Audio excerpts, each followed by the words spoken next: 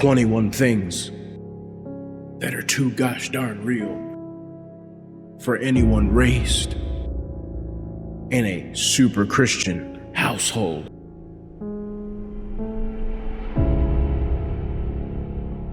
Number 1, getting lost in the grocery store was extra scary because you were convinced your parents had been raptured without you.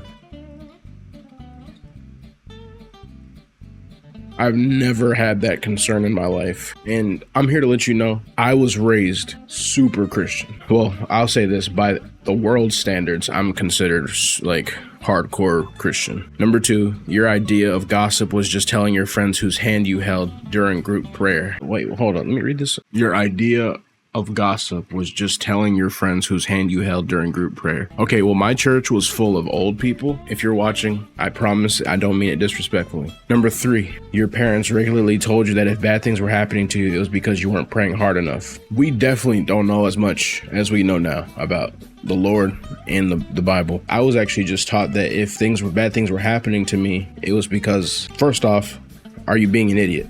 Number 2, well, the Lord just has his hand on your life, and that's just the attack of the enemy. But now I believe there's a lot more that I can't go into on this video. Drinking wine at church made you feel like a total, why are you drinking wine at church? Oh, communion, duh. Have you tried praying? Was your parents' solution to every single problem you had? Literally, it wasn't. Whenever you needed to ask your parents for something, you would memorize a list of Bible verses to cite as backup. You should try doing that with God sometimes, it works. You'd be stuck at church for a full 90 minutes after the service ended because your parents needed to say hi to everyone. Only some Sundays if I stayed with my mom. Number 8, you loved leading the prayer before dinner because you could keep it short and get right to eating. I don't know anybody in my family that was just like, let me lead a sermon while we get ready to eat this macaroni and cheese. Nobody did that. I feel bad for these people, bro. I feel really bad for these people because y'all had a rough childhood, bro. On Christmas, you had to pray and read the Bible verses before you could even think about opening gifts.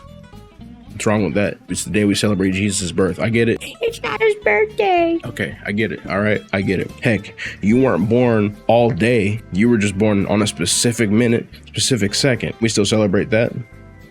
What happened to birth second, birth minute? How come you get a whole day? Number 10, the parental controls on your TV blocked pretty much every single show you wanted to watch. I could literally watch anything. To be honest with you, the first movie my parents ever showed me was Coming to America, and I was like 3. Probably not the best movie you should be watching as a kid. Number 11, and VeggieTales was the only thing you were allowed to watch, which was fine because it was awesome. I never watched VeggieTales. And I still don't watch VeggieTales. It looks weird as heck, dude. You didn't know Batman or Superman, but you literally knew everything about Bible Man. Bible Man? Oh, heck no. Oh, nah, we ain't doing that, buddy. Is that supposed to be Bane? Hold on. It's Bane. That's Bane, dude. Number 13, instead of summer camp, you went to church camp every year. Okay, so I went to a small church. We did not have Bible camp or church camp. We just had good preaching all year round. And I think, honestly, that's kind of why, like, even when we had, like, conferences or I went to a conference for somebody else's church, I hated going to kids ministry. No disrespect to the kids or youth pastors or whatever. It's so lame because they teach some kooky stuff and they just kind of let the kids do whatever. Like, I remember one time they were asking all the kids, okay, kids, how old was Jesus? And this one kid said, 1,000. I'm sitting here like, buddy, come on, use your brain. He was 33. I'm just saying, I grew up where the pastor preached to everybody, no matter what age you were. There was no separate room. You sat in the same room. You heard the same sermon. Nowadays, I've been exposed to more ministries and stuff, so I've seen how different ministries do stuff. I respect it. I just didn't grow up with it. Number 14, your parents had a swear jar, but for words like frick and sucks.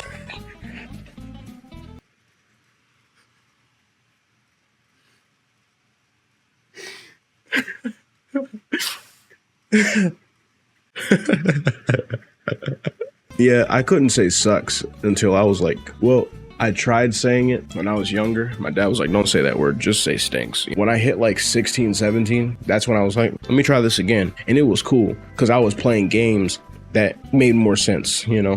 Frick, that's a word that I've said countless times. Hashtag growing up Christian, having to say oh my word instead of oh my god or oh my gosh. I say oh my gosh. Oh my word. Wait. No. You can't say that neither. Jesus is the Word was with God, and the Word was God.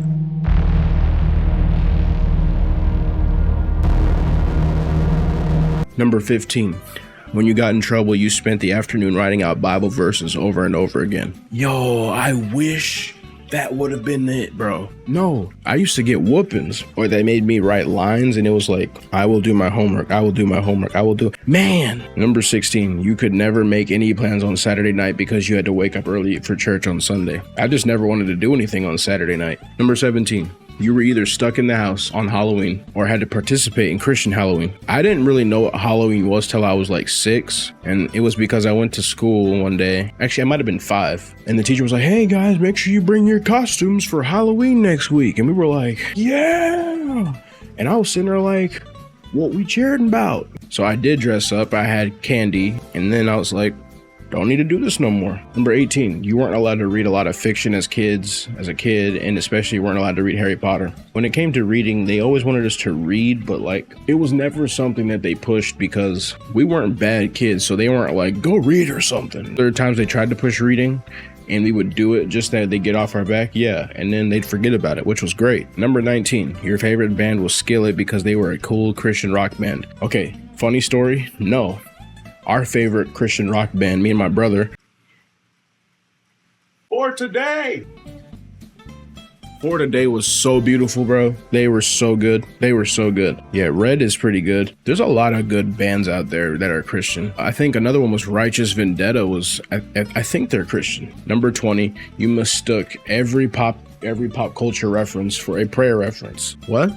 You mistook every pop culture reference for a prayer reference. May the force be with you and also with you. That makes no sense to me. How do you even get that? The force? If you mistake the Holy Ghost for the force, you probably needed some more Bible training. Number 21. And finally, any car ride longer than 10 minutes turned into a full-blown musical church service. Come on, somebody. Marvin Sapp playing Fred Hammond. We had Newsboys. Give me a minute. I promise we had more bands than that. We had Old Hillsong. Did you relate to any of these? Were you super Christian? Let me know in the comments below. I love you. I'll see you guys next time.